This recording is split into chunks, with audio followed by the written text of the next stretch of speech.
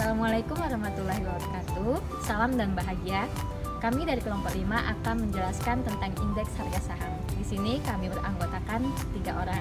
Perkenalkan, nama saya Novita Sari, NIM 2018 008353. Perkenalkan, nama saya Sinta Oktaviani, NIM 2018 008336. Perkenalkan, nama saya Hani Nur Amrina, NIM 2018 008328. Baiklah, selanjutnya kita langsung saja masuk ke materi.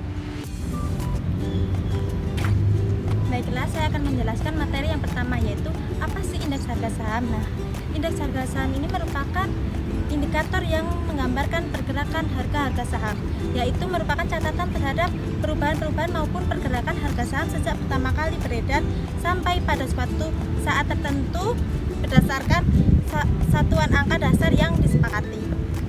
Selanjutnya ada 5 macam indeks harga saham. Yang pertama yaitu indeks harga saham gabungan, yang kedua indeks sektoral, yang ketiga indeks LQ45, yang keempat Jakarta Islamic Index, yang kelima indeks individual.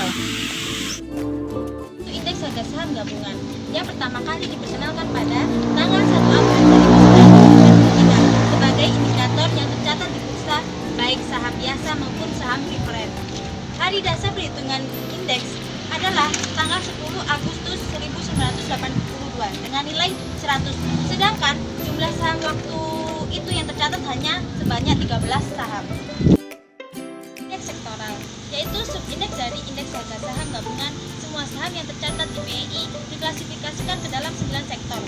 Ditetapkan BI yang diberi nama JASICA, yaitu Jakarta Stock Exchange Industrial Classification. Yaitu terdiri dari pertama, sektor primer atau ekstraktif, contohnya seperti pertanian dan pertambangan. Nah, yang kedua itu sektor sekunder atau industri pengolahan atau manufaktur, dan contohnya seperti industri dasar dan kimia, industri barang konsumsi.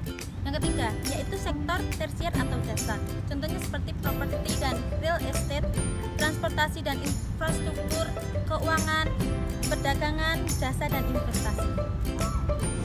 Selanjutnya yaitu indeks LQ45. Indeks LQ45 yaitu indeks yang terdiri dari 45 saham dengan likuiditas tinggi yang diseleksi melalui beberapa kriteria pemilihan. Selain penilaian atas likuiditas, seleksi atas saham-saham tersebut mempertimbangkan kapitalisasi pasar. Selanjutnya yaitu kriteria pemilihan saham untuk indeks LQ45. Yang pertama, masuk dalam urutan 60 besar dari total transaksi saham di pasar reguler. Yang kedua, urutan berdasarkan kapitalisasi pasar, di mana rata-rata nilai pasar selama 12 bulan terakhir. Yang ketiga, telah tercatat di BEJ atau Bursa Efek Jakarta selama paling sedikit 3 bulan. Dan yang keempat yaitu kondisi keuangan dan prospek pertumbuhan perusahaan, frekuensi dan jumlah hari transaksi di pasar reguler. Yang kelima, setiap 3 bulan review pergerakan sekali di ranking saham. Dan yang keenam yaitu penggantian saham setiap 6 bulan sekali, yaitu pada awal Februari dan Agustus. Yang keempat yaitu Jakarta Islamic Index. Apa sih Jakarta Islamic Index itu? Jakarta Islamic Index yaitu 30 jenis saham yang dipilih dari saham-saham yang sesuai dengan syariah Islam. Penentuan kriteria pemilihan saham dalam Jakarta Islamic Index melibatkan pihak Dewan Pengawas Syariah PT Dana Reksa Investment Management. Jakarta Islamic Index sebagai tolak ukur atau benchmark untuk mengukur kinerja suatu investasi pada saham dengan basis syariah. Melalui indeks diharapkan dapat meningkatkan kepercayaan investor untuk mengembangkan investasi dalam ekuitas secara syariah. Saya akan menjelaskan tentang perhitungan harga saham. Yang pertama, ada indeks harga saham individual. Berikut rumusnya. SI diartikan sebagai indeks saham individual, PS sebagai harga pasar saham, PBS diartikan sebagai harga dasar saham. Selanjutnya ada indeks harga saham gabungan. Yang pertama, menggambarkan suatu rangkaian informasi historis mengenai pergerakan harga saham gabungan sampai tanggal tertentu. Yang kedua, indeks harga saham gabungan mencerminkan suatu nilai yang berfungsi sebagai pengukur kinerja suatu saham gabungan di bursa. Selanjutnya ada metode perhitungan indeks harga saham gabungan. Ada 2 metode perhitungan IHSG. Yang pertama ada metode rata-rata, berikut rumusnya. IHSG diartikan sebagai indeks harga saham gabungan, IPS diartikan sebagai harga pasar saham, dan IPBES diartikan sebagai harga dasar saham. Kedua ada metode rata-rata tertimbang. Yang pertama ada metode PASC. Berikut rumusnya. IHSG diartikan sebagai indeks harga saham gabungan, PS diartikan sebagai harga pasar saham, SS diartikan dengan jumlah saham yang dikeluarkan, PBS diartikan sebagai harga dasar saham. Selanjutnya ada metode Les Payres. Berikut rumusnya.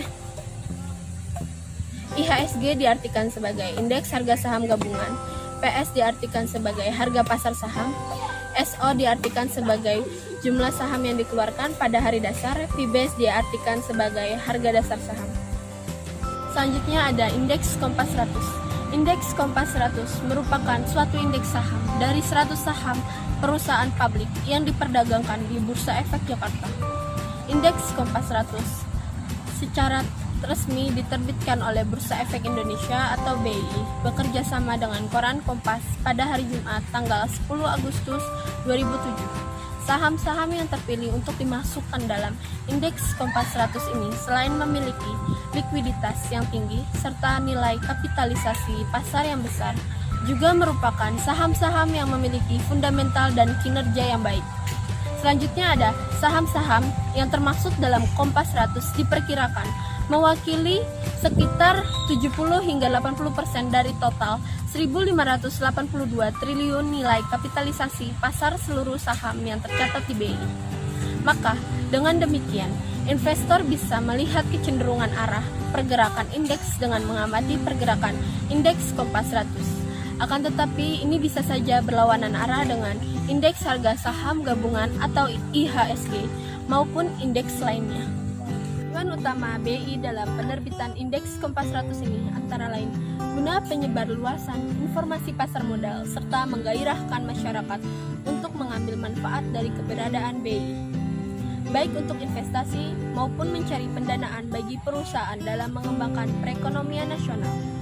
Selanjutnya ada manfaat dari keberadaan indeks ini, yakni membuat suatu acuan baru bagi investor untuk melihat ke arah mana pasar bergerak dan kinerja portofolio investasinya.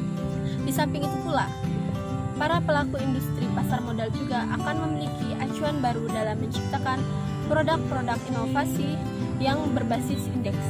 Misal mengacu pada indeks Kompas 100. Penjelasan dari kelompok kami ada kurang lebihnya kata, kami mohon maaf. Wassalamualaikum warahmatullahi wabarakatuh. Assalamualaikum warahmatullahi wabarakatuh. Drop it.